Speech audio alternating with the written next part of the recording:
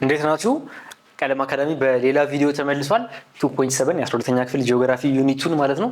ፒላርስ ኦፍ ክላይሜት ሬዚሊየንት ግሪን ኢኮኖሚ ኦፍ ኢትዮጵያ ወይም አየር ንብረትን የሚቋቋም አረንጓዴ ኢኮኖሚ ኢትዮጵያ ውስጥ ያለውን አተገባበርና መነሻ ሀሳቡን በዚህ ቻፕተር ምን ይሆናል። የመጨረሻ ሰብ ቻፕተር ነው ለዩኒቱ ማለት ነው።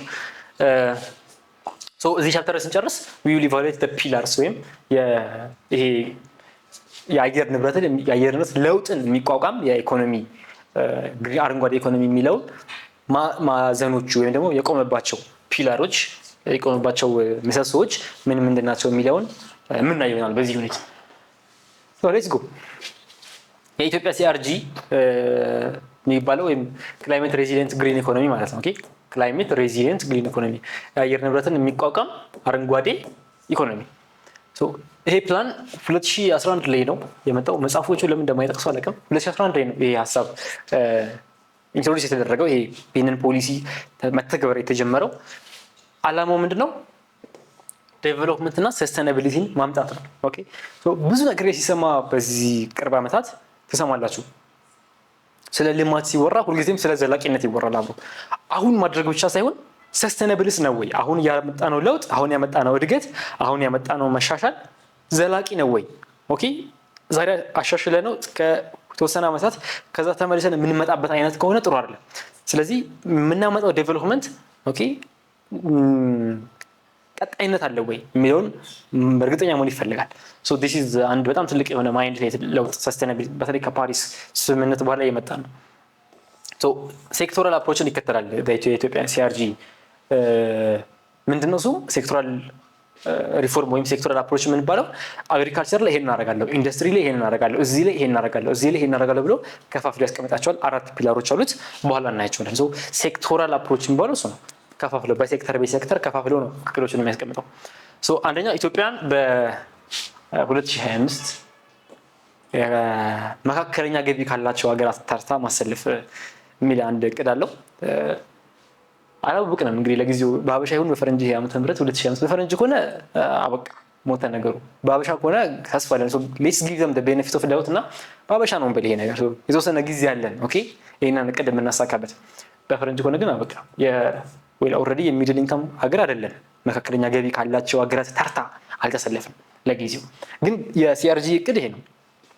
የአየር ንብረት ለውጥን የሚቋቋም አረንጓዴ ኢኮኖሚ ስንል ህዝባችን አድጎ ዴቨሎፕመንት ተፈጥሮ ማለት ነው እድገት ኖሮ ከዛ ደግሞ ሰስቴናብል ሆኖ ያ ለውጥ ያለንን ሪሶርስ ሙሉ ሙጭጭ አድርገን ተጠቅመነው ያደግነው ሳይሆን ነገም ከነጎዲያንም ከዛንም አስበን የፈጠርነው ለውጥ እድገትም ከዛ ደግሞ እየቀጠለ የሚሄድ እድገትም እናመጣና 2025 ላይ የመካከለኛ ገቢ ካላቸው ሀገራት ተርታ እንሰለፋለን የሚል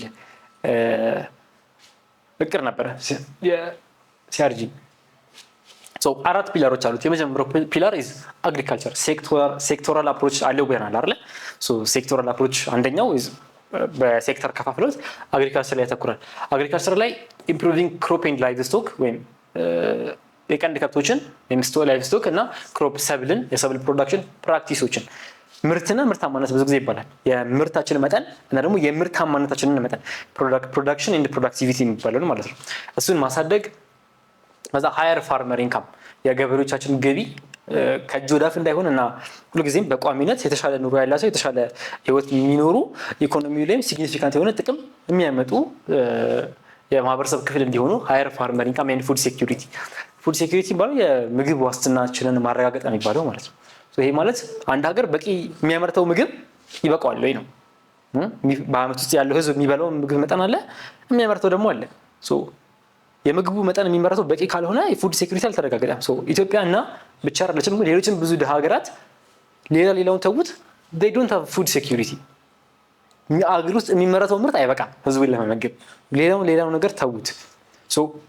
የአንዱ እቅድ አግሪካልቸር ፒላር ላይ የፉድ ሴኩሪቲ ማምጣት፣ ኦኬ አገሪቱን በምግብ ራሷን እንድትችል ማድረግ፣ እንደዚህ የሚል እቅድ ነበር።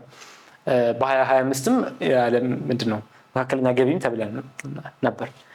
አንዱ ቅዱም ይሄ ነው። ኦኬ ሌላኛው ፕራዮሪታይዝ ኢኒሺቲቭስ የሶይል ቤዝድ ኢሚሽን ከአፈር ጋር በተገናኘ ኢሚሽን የሚለቁ ነገሮች ለምሳሌ ከማዳበሪያ ጋር ወይም አካባቢ ከሚበክሉ የማዳበሪያ ምርቶች ጋር ከነዚህ ጋር የተገናኙ ነገሮችን መቀነስ ያስፈልጋል። አንዱ ፒላሩ ከአግሪካልቸር ጋር ካለው ይሄ ነው። ከዛ ሪሶርስ ኢፊሽንሲ መቀነስ ቅድም ብያለሁ። አሁን ስናመርት ያለንን ሪሶርስ ሙሉ ለሙሉ ተጠቅመ ነው ከዛ ምርቱን እና እቅዳችንን ማሳካት አይደለም፣ ነገን ማሰብ መቻል አለብን። ያለንን ሪሶርስ ሙሉ አድርግ ተጠቅመ ነው እኮ ነገ ልናሳካው እንችላለን። ይሄ ምን ማለት ነው? ሰኞ ማትስ ፈተና ካለ ማክሰኞ እንግሊሽ፣ ሮብ እንደዚህ ፈተና ካላችሁ ለሰኞ ማትስ ፈተና ቅዳሜና እሑድ ሳትተኙ በደንብ አጥንታችሁ ተዘጋጅታችሁ ምናምን ሰኞ ማትሱን አሪፍ ልታመጡ ትችላላችሁ። ኦኬ ምናልባት እንግሊሽ ልትሞክሩ ትችላላችሁ። ከዛ በኋላ ግን እንቅልፍ አጥታችሁ ያና ልትሰሩ አትችሉም። ዩ ዌር ፕሮዳክቲቪቲ እኮ ነበራችሁ አይደለ? መጀመሪያ ላይ ውጤቱ ነበረ፣ ግን ሰስቴነብል አይደለም፣ ሊቀጥል የሚችል አይደለም። እንደዛ ሳይሆን መደረግ ያለበት አስቀድማችሁ እያነበባችሁ ቢሆን ቀኑ ሲደርስ አይቸግራችሁም ነበር ነው። እሱን ሀሳቡ። ያባላችሁ ግን ሪሶርስ ግን አጣበን እንደምንም ማችን ንድፈን ብትሉ ታመጡታላችሁ፣ ግን አይዘልቅም። ሰስቴነብል አይደለም። ዴቨሎፕመንት አለ፣ ለውጥ አለ፣ ግን ዘላቂነት የለውም። ቤዚክሊ እያወራን ያለነው እሱ ነው። እዚህ ጋር ፕራዮሪታይዝ ሪሶርስ ኢፊሽንሲ ስንል ያለንን ሪሶርስ ልንጠቀም እኮ እንችላለን። ሙሉ ጨርገን ተጠቅመን እኮ ማደግ እንችላለን፣ ግን ኤፊሽንት ነው ወይ? ከዛ በኋላ ወደኋላ የሚመልሰን ከሆነ የሪሶርስ አጠቃቀማችን ኤፊሽንሲያችን that's going to be a problem. አግሪካልቸር ላይ ፒላር 1 ይሄ ነው። ፒላር 2 ኢዝ ፎረስትሪ ላይ ወይም ከደን ሽፋን ጋር በተገናኘ አንደኛው ፕሮቴክት ማድረግ እና ሪኢስታብሊሽ ማድረግ ነው ፎረስቶችን። ያሉንን ፎረስቶች ያሉንን ደኖች የደን ሽፋን ቆጥበን መጠቀም፣ በደንብ ሸፍነን ሳናባክን መጠቀም እና ደግሞ የነበሩን የጠፉ ፎረስቶችን ደግሞ ሪጀነሬት ማድረግ ሪኢስታብሊሽ እንዲያደርጉ ማድረግ አንዱ ፒላር። ዲፎሬስቴሽንን መቀነስ፣ ሶይል ዴግራዴሽን የሚባል ነገርን መቀነስ። ዛፎች ይቆረጣሉ፣ እዚህ ጋር እየተከልን እዚህ ጋር የሚቆረጥ ከሆነ that's not efficient and that's not effective። ስለዚህ ሶይል ኤፊሽንሲ ወይም ሶይል ዲግራዴሽን የሚያመጡ ነገሮችን መቀነስ። ዛፍ በቆረጥን ቁጥር ጀስት ካርበን ሲንክ አይደለምና ያለ ሙቀት ይጨምራል ብቻ ሳይሆን አፈሩም ይታጠባል። ውሃ በቀላሉ ሲሄድበት አይተናል። ይሄን ዩኒት ዋን ላይ እንደ ሺት ኢሮዥን፣ ገል ኢሮዥን፣ ሪል ኢሮዥን ብለን አይተናል አይደል? አፈሩን የሚቆነጥጠው ነገር ከሌለ ማስ ሴዲሜንቴሽን ላይም አይተናል። አፈሩን የሚቆነጥጠው ነገር ከሌለ በቀላሉ ይታጠባል። እሱ እንዳይሆን ይሄን ማድረግ ይገባል። ሶይል ዲግራዴሽን ጋር በተገናኘ ስራዎችን መስራት ይገባል። ዲፎሬስቴሽን እንዳይኖር፣ ሪዲዩሲንግ ዲማንድ ፎር ፊውል ውድ፣ ሰው የእንጨት ጥገኛ እንዳይሆን፣ ከሰል ላይ ጥገኛ እንዳይሆን እነዚህ ነገሮችን መስራት ይገባል የሚል ፒላር አለው፣ የሚል አምድ ወይ ማዕዘን አለው ፎረስትሪ ጋር በተገናኘ። አፎረስቴሽን፣ ሪፎረስቴሽን እነዚህን ስራዎች ቀድሞ በደን የተሸፈኑ ቦታዎችን አሁን መልሰን መሸፈን፣ ደን የሌለባቸው ቦታዎች ላይ ደግሞ አሁን ደን ሽፋን እንዲኖር ማድረግ፣ እንደዚህ አይነት ስራዎችን መስራት ያስፈልጋል ይላል።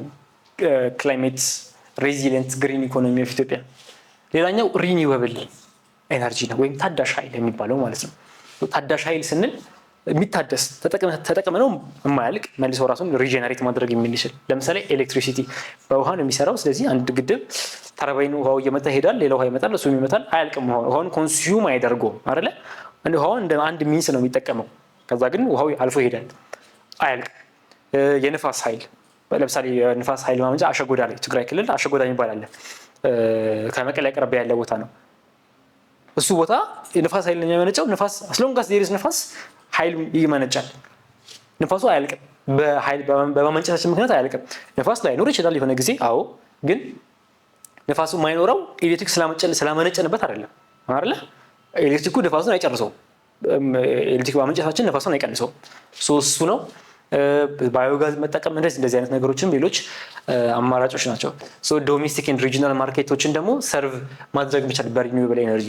ጎረቤት ሀገራችን ላይ ሌሎች ሀገሮች ላይም የኤሌክትሪክን አቅርቦት መፍጠር እንደዚህ ነገሮችን ያሰበ ነው። ሌላኛው there is a vast potential of ሃይድሮኤሌክትሪክ ለማመንጨት ኢትዮጵያ ውስጥ ጂኦተርማል፣ በተለይ ጂኦተርማል ብዙ አልተሰራም። ኃይል ለማመንጨት በጣም ብዙ ፖቴንሻል አለ። ሰፊ ስለሆነ ሀገሩ ሰፊ ስለሆነ የሆነ ቦታ ላይ ብትሄዱ ጂኦተርማል ኤነርጂ በደንብ አለ። ሪፍት ቫሊ አካባቢዎች ላይ በተለይ ከሱ የሚመጣውን ኤነርጂ we can use it for good for electricity generation። እንደዚህ አይነት ስራዎችን መስራት ያስፈልጋል። ሪኒዌብል ኤነርጂ ፒላር የሚለው እሱ ነው። አግሪካልቸር ፒላር ብሎ አስቀመጠ። ግብርና ላይ ምን ስራዎች መስራት አለብን ብለን አየን። ከዛ ፎረስትሪ ላይ የደን ሽፋን ጋር በተገናኘ ከዛ ሪኒዌብል ወይም ታዳሽ ኤነርጂ ላይ አየን። ቲአርጂ የሚሰራው ስራ። ቀጣዩ ላይ ያለው ደግሞ ምንድነው? ፒላር ስሪ አጌን ሪኒዌብል ኤነርጂ ሆኖ ኤሌክትሪሲቲን የምንጠቀም ከሆነ ቤዚክሊ ዜሮ ጂኤችጂ ኢሚሽን እንዲኖር ማድረግ እንችላለን። ምን ማለት ነው? ዜሮ የካርበን ልቀት እንዲኖር ማድረግ እንችላለን። ሶላር የምንጠቀም ከሆነ ወይ ዊንድ ኤነርጂ የምንጠቀም ከሆነ ወይ ከመሬት በታች በሚመጡ ኤነርጂዎች ጂኦተርማል ማለት ነው የመሬትን ሙቀት ተጠቅመን ወይ ታይዳል ኤነርጂ የምንጠቀም ከሆነ ከውሃ የሚመነጭ ነው ባዮማስ ሃይድሮኤሌክትሪክ እነዚህ የምንጠቀም ከሆነ ቤዚክሊ ዜሮ ነው የሚኖረው። ምንም የኃይል ታዳሽ ያሉና ኃይል ወይም ወደ አየር ንብረቱ ግሪን ሃውስ ጋዝን ኢሚት የሚያደርግ ኃይል ስለማይኖር ቤዚክሊ ዜሮ ኢሚሽን ይኖራል ማለት ነው። አሁን ላይ ብዙ ታያላችሁ መኪኖች ምናምን ቀጣይ ፒላር ላይ የምታዩት ይሆናል። እሱ አንደኛ ሊፕፍሮግ ኢንቱ ሞደርን ኤፊሽንት ቴክኖሎጂ ነው። የቀድሞ ምን ነበር? ኤፊሽንት አይደለም ሪኒዌብል ነው። ኤፊሽንት ኤነርጂን ቆጥቦ መጠቀም የሚችል ሚንስ ነው። የቀድሞ ሪኒዌብል ደግሞ ታዳሽ ማለት ነው። ይሄኛው ሊፕፍሮግ ኢንቱ ሞደርን ኤንድ ኤነርጂ ኤፊሽንት ቴክኖሎጂስ ኤነርጂን ቆጥቦ መጠቀም ወደሚችሉ ቴክኖሎጂዎች መሄድ። ለምሳሌ አንድ መኪና ስትገዙ ሰው ዋጋውን ወይ ምቾቱ ምናምን ብቻ ሳይሆን የነዳጅ አጠቃቀሙ ተብሎ ይታያል አይደል? አንዳንድ መኪና ለምሳሌ በክሮስ የሚባል መኪና ለቶዮታ ክሮስ 17 ኪሎ ሜትር ይሄዳል በ1 ሊትር ነዳጅ ሚኒንግ በጣም ኢፌክቲቭ ነው። አንድ ሌላ የድሮ መኪና በገዙ ለምሳሌ ተሳቢ መኪና አይቪኮ የምታዩቸው ተሳቢ መኪናዎች በኪሎ ሜትር 2 አካባቢ ነው የሚሄዱት። በሊትር 2 ኪሎ ሜትር ነው የሚሄዱት። በ1 ሊትር 2 ኪሎ ሜትር። ይሄ የምናያቸው ሌሎች ኤስዩቪዎች ደግሞ እስከ 10 ምናምን 17 ድረስ ከዛም በላይ መሄድ የሚችሉ አሉ። the more efficient we are with our energy the better ወይም በጣም ኤፊሽንት ኤነርጂ ተጠቀምን ወደ ግሪንሃውስ ጋዝ የምንለቀው የጋዝ መጠን በጣም ያነሰ ነው የሚሆነው ማለት ነው። that's what we are talking here። ለምሳሌ ሃይብሪድ የሆኑ ኤነርጂ ሶርሶችን መጠቀም ቅድም ያልኩት ክሮስ ሃይብሪድ የሆነ ኤነርጂ ሶርስ ነው የሚጠቀመው። እንደዚህ አይነት ነገሮችን መጠቀም ትራንስፖርት ላይ ኢንዱስትሪ ላይ ቢልዲንጎች ላይ እንደዚህ አይነት ነገሮችን መጠቀም። ህንጻችን በምንድነው ፓወር የምናደርገው? ኦኬ ሶላር ማድረግ እንችላለን። ለምሳሌ ሲምፕሊ አንዳንድ ህንጻዎች ላይ ከሶላር ኤነርጂ ህንጻውን ፊድ ማድረግ ኤነርጂ ሰፕላይ። ትራንስፖርት ላይ ከሆነ ለምሳሌ መኪና ዩኒቲስ መኪና ብዙ አሁን ኢትዮጵያ ውስጥ በተለይ ኤሌክትሪክ መኪና ብቻ ነው ከውጪ ማስገባት የሚቻለው ተብሎ ከተወሰነ በኋላ BYD ሲገል የሚባለው በጣም ኮመን የሆነ መኪና አይደለ? አንደኛ ፋይናንሻሊም ሞር ሴንሲብል ነው፣ ረከስ ባለ ዋጋ ይገኛል። ሁለተኛ ኤነርጂው በነዳጅ አይደለም የሚሰራው በኤሌክትሪክ ነው የሚሰራው እና በትንሽ ቻርጅ መሄድ እንችላለን ብዙ። እንደዚህ አይነት ነገሮችን ኤፊሽንትሊ ኤነርጂያችንን መጠቀም 4 ፒላር አግሪካልቸር፣ ፎረስትሪ፣ ሪኒዌብል ኤነርጂ እና ኤፊሽንት ኤነርጂ። this is another motorcycle called ዶዳይ። ይሄኛውም ደግሞ ብዙ ዴሊቨሪ ላይ ምናምን ይጠቀሙታል ብዙ ሰዎች አይደለ? በኤሌክትሪክ የሚሰራ መኪና ነው። እንደዚህ አይነት ኤነርጂ ሚንሶችን በጣም በተጠቀምን ቁጥር በተለይ ያለንን ኤነርጂ ዩዜጅ ፊውል ኤነርጂ ዩዜጅ ኤፊሺንሲ ስታንዳርዳችንን ከፍ ያደረግነው ያለንን ኤነርጂ መጥነን እንድንጠቀመው መጥነን። ለምሳሌ ድርጅቶች ያደርጋሉ፣ እነዚህ መኪኖቻቸውን ይቆጣጠራሉ። ይሄ መኪና ምን ያህል ነው መሄድ ያለበት በሊትር፣ ይሄ መኪናስ ምን ያህል ነው መሄድ ያለበት፣ ይሄንን ያህል ምርት ለማምረት ምን ያህል ኤነርጂ ያስፈልገናል። እሱን ኤነርጂ ሁልጊዜም አት ማክሲመም ነው መጠቀም መቻል ያለብን። በቻልነው መጠን በትንሽ የኃይል መጠን ብዙ ፕሮዳክቲቪቲ ሊኖረን ይገባል። ይሄንን ባደረገን ቁጥር ሞር ኤፊሽንት የሆነ ሪሶርስ ዩዜጅ ሞር ኤፊሽንት የሆነ ኤነርጂ ዩዜጅ ይኖረናል ማለት ነው። የኤሌክትሪክ ሬልዌይ የኤሌክትሪክ ባቡር መጠቀም እንደዚህ ለዛ ነገሮች ሳይዶ ላይ የቻይና አይ ቲንክ ጃፓን ነው ጃፓን ውስጥ የሚመረት የጃፓን ድርጅት ነው፣ ግን ኢትዮጵያ ውስጥ መገጣጠሚያ ያለው እና ኢትዮጵያ ውስጥ ኮመንሊ አሁን ላይ በተለይ ይጠቀሙታል ኔክስት ቱ BYD ካር ማለት ነው። ኢትዮጵያ ግሪን ኢኮኖሚ የምንለው ሞር ኦር ሌስ ይሄንን ይመስላል። ግሪን ኢኮኖሚ ክላይሜት ሬዚሊየንት ግሪን ኢኮኖሚ የአየር ንብረትን የሚቋቋም አረንጓዴ የኢትዮጵያ ኢኮኖሚ። አንደኛ ግሪን ኢኮኖሚ ማቋቋም ነው ሀሳቡ፣ የሰውን ኑሮ ማሻሻል፣ ሻል ካሉ ኢኮኖሚ ሀገራት መሀል እኛን ማሰለፍ፣ ሪኒዌብል ኤፊሽንት ኤነርጂ አግሪካልቸር እና ፎረስትሪ ላይ እነሱ ላይ መስራት እና አልቲሜት ጎል ደግሞ ምንድነው ሚድል ኢንካም ስታተስ ኢትዮጵያ አቴን እንድታደርግ ማድረግ ነው። ወይ ሰምዴይ ሆፕፉሊ እንደርሳለን ብለን እናስባለን። ነሰሪሊ በዚህ በ2011 እስከ 2025 ባለው ታይም ፍሬም መሳካት ባይችልም እንኳን ሰምዴይ ዊል ሆፕፉሊ ጌት ዴር ኦልራይት።